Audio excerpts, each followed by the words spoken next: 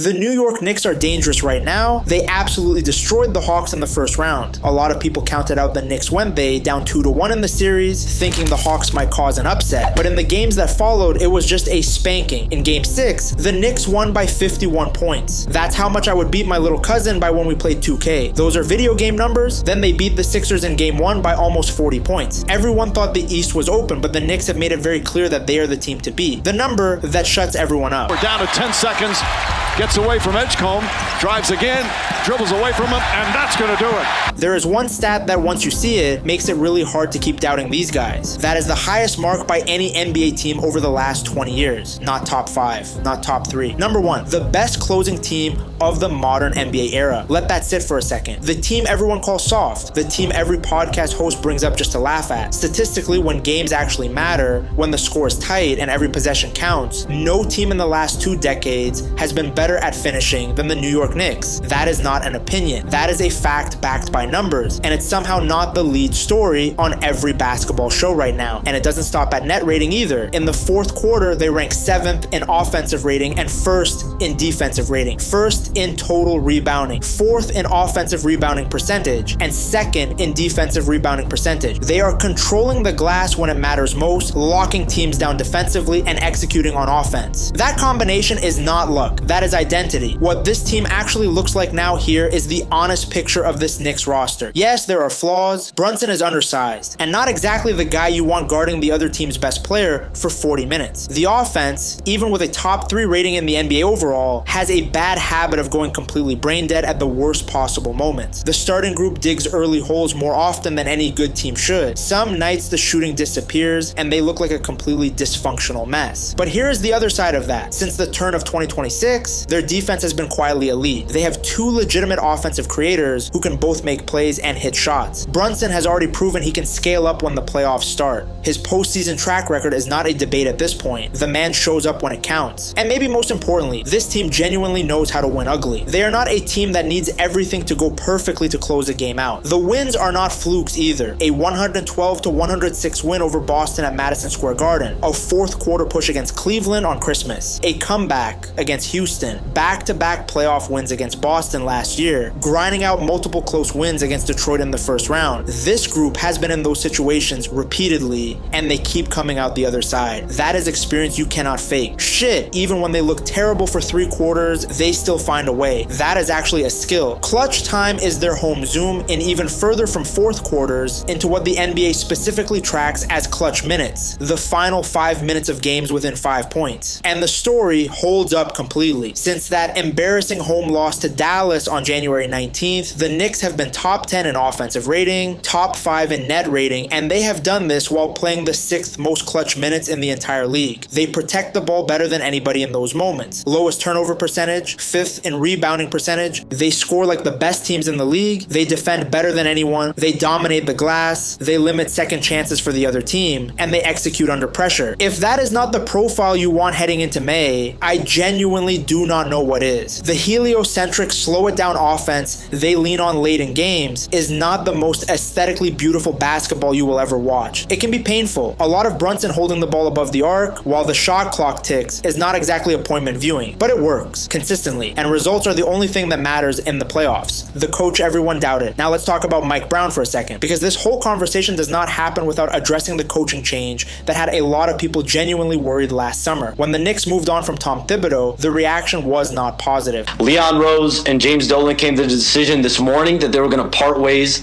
with Tom Thibodeau. He is fired as their head coach. And understandably so. Thibodeau had taken that team back to relevance. He made them tough, disciplined, physical, and they had their best season in years under him. You do not just fire that coach and expect things to get better overnight. That is not how it normally works. But here is what actually happened. On April 9th, the Knicks picked up their 52nd win of the season by beating Boston 112-106. That broke Pat Riley's franchise record for most wins by a first-year Knicks head coach, and it pushed past the 51 61 win mark that Thibodeau himself set last season. Thibs' best year in New York, and Brown just cleared it in year 1. You can call that whatever you want, but the math is the math. When Brown was asked before that game if he even knew he was about to pass the record, he brushed it off completely. Said he had not really thought about it, he was focused on seeding, on the playoffs, on the bigger picture. That mindset has been consistent all year. He is not trying to imitate Thibodeau, he is not trying to replace him, he is just trying to get the most out of his group in his own way. The biggest philosophical difference between the two coaches is control. Under Thibodeau, everything was centralized. His voice, his system, his structure. There was clarity in that, but also a sense of a hard ceiling. Brown runs a much more collaborative operation, he delegates, he lets offensive and defensive coordinators take over in huddles depending on the situation. Sometimes it is not even his voice the players hear in the biggest moments. On paper, that sounds like a stupid way to run a team. Too many voices, mixed messages, players tuning everything out. But Josh Hart said it best. But sometimes it helps to hear different voices as long as there is structure behind it. And right now, that structure exists. The players feel involved, the adjustments come from multiple angles, and the coaching philosophy actually reflects the kind of adaptability you need when playoff series go to 5 and 6 games. The record against good teams here is the most convincing argument for what Brown has actually built, and it is probably the least talked about improvement on this entire roster. 500, 12 and 22. That is a brutal record, and it basically means they beat up on bad teams, looked great doing it, and then got exposed whenever they played anyone worth a damn. 500, that is a completely different profile. That is not a marginal improvement. That is a fundamental change in what kind of team this is. And it matters enormously because once the playoffs start, there are no bad teams left on the schedule. Every single opponent you face is a winning team. So carrying a 29 and 22 record against good teams into May is one of the clearest indicators that whatever Brown changed actually worked. The defensive weapons nobody talks about, everyone knows about: OG Anunoby and Mikal Bridges. He got Bridges to commit, and Harris had it blocked on the way up by Anunoby. Leak out Bridges.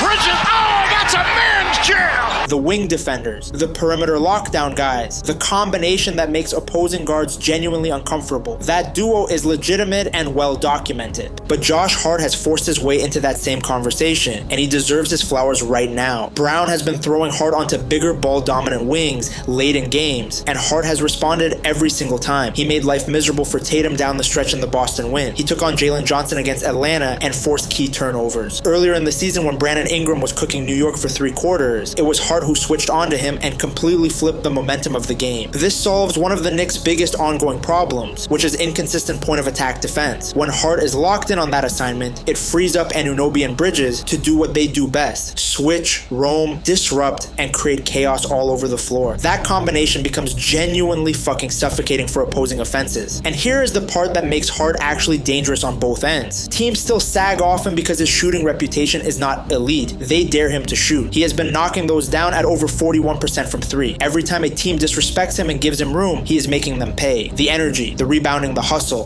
that was always there. But when the defense ramps up and the shot is falling, Hart transforms from a role player into an X factor. Then there is Mitchell Robinson quietly doing things in limited minutes that do not show up in the box score until you realize a game swung 4 possessions in the Knicks' favor because of him. He attacks the offensive glass like the ball personally belongs to him. A missed Brunson floater becomes a putback. A broken play becomes a kick-out 3. He does not need 15 points a night. He needs to give New York 4 or 5 extra possessions per game and protect the rim when his number gets called. Against a team like Boston that does not give up easy buckets, those extra possessions are genuinely worth points. Brunson and Towns finally looking like the plan. Brunson double team, Towns gets it, drives down a lane, Towns layup, counted and a foul.